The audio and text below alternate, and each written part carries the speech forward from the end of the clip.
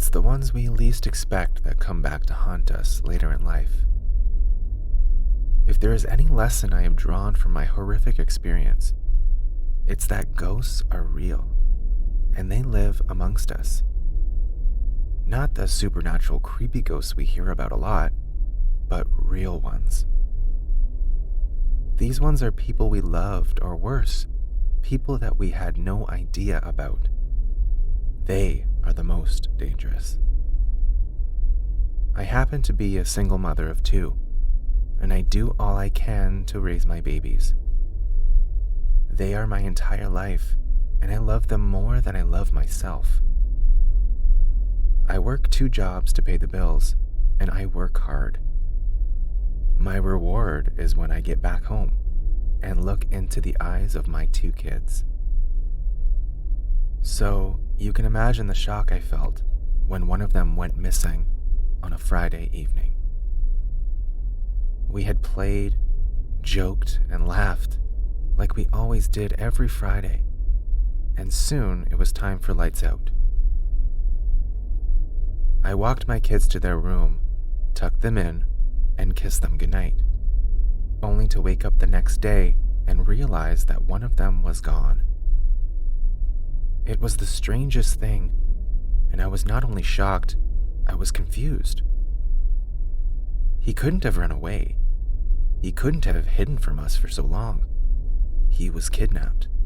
I knew it. I felt it. But by who? Who hated me so much that they would do such a thing? I could not think of anyone.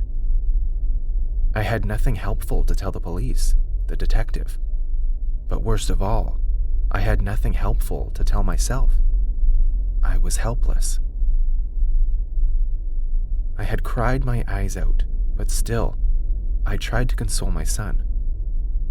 I told him everything would be okay, and we will get his brother back. So imagine my utter shock and disbelief when the next morning, his bed was empty. He too was gone.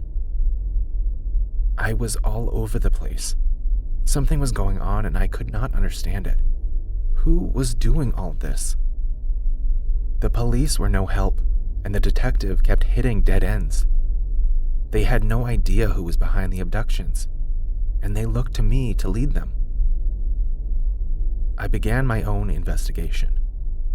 I was not going to allow my 2 sons to be taken from me, or worse, be killed. I had to do something. I went to their school, their football games. I even talked to their classmates to see if I could get a clue of who might be behind all of this. But still, there was nothing. I broke down in the middle of the road one day and I began to cry. I had lost my reasons to live. I was helpless and clueless, and all I wanted was my babies back. I saw a man walk towards me, and he had a look of concern on his face. I was in no mood to talk to anyone, so I tried to pull myself together and look normal. He stopped right in front of me, and as I was about to look up at him, he pulled out a handkerchief from his pocket and pressed it into my nose. Slowly, I fell unconscious and felt him catch me as my body nearly hit the ground. The last thing I remember was being dragged away by someone before I finally shut my eyes into oblivion. I woke up in a strange facility that looked and felt like a prison. I was not restrained in any way, but there were iron bars in front of me, and it was locked. I yelled and pulled against the bars, screaming for help, but it didn't look like there was anyone nearby. I yelled more and almost lost my voice, but I didn't care. Suddenly, a man showed up at the other side of the iron bars. He was wearing a black hoodie, and the way he walked, he seemed like he was about to do something very dangerous. I stepped back in my cell and asked who he was and what he wanted from me. He told me that if I ever wanted to see my kids again, I should relax, and he had everything taken care of. He had my kids. This was the kidnapper. He pulled off his hoodie and looked straight at me with a smile, almost like he knew me, but he didn't seem familiar at all. I asked him if we have met, and he looked very disappointed. "You don't remember me?" he asked. Then he went on a rant about how typical that was, and that he couldn't believe he fell for me. My eyes widened as I began to unravel who he was from his talks. A few years before, I plunged into internet dating and met a match.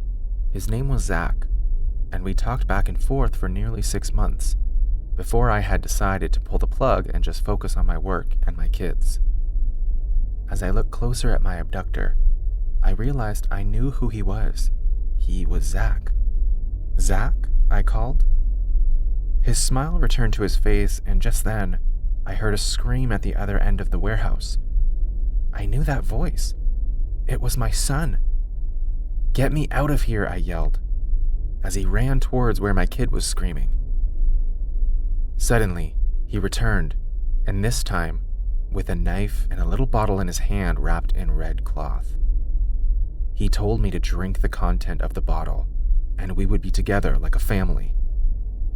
He said I would love him again, and we would be one big happy family. When I refused, he opened my cell and tried to force it down my throat. I remember begging and crying, but it only seemed to make him angrier. I heard my kids scream again, this time 2 of them, and that was all the motivation I needed. I kicked Zach in the midsection as hard as I could and ran past him towards my boys. As soon as I reached them, I grabbed them and ran from that warehouse as fast as I could. I never looked back, and I never slowed down. We had to move away from that city after that. Till today, I still guard my kids and look over my shoulder, half expecting Zach to show up.